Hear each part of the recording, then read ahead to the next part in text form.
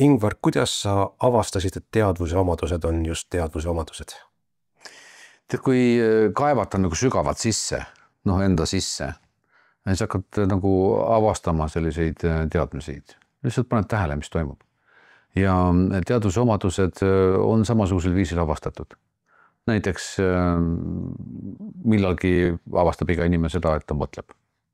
Mitte, et ta teab, et ta mõtleb, et ta avastabki, et mul ongi mõtted peas. Või ta avastab näiteks enda emotsionaalsed suhtumised. Või ta avastab, et nüüd ta on nagu juba liiga kaugele läinud minevikku uurima, et ta peaks tegelema nende olevikus olevate asjadega.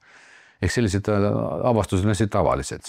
Aga kui süveneda sellesse, mis meiega tegelikult toimub, siis hakkab avastama ka palju detailsemalt, palju peenemaid erinevad nähtusid, eriti mis puudutavad teadvuse omadusi.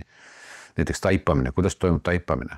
See toimub väga kiiresti, aga sellesse süvenedes, tabades ära taipamise hetke, sel hetkel seda õppides, teada saades, kuidas see toimub, on võimalik sellest aru saada.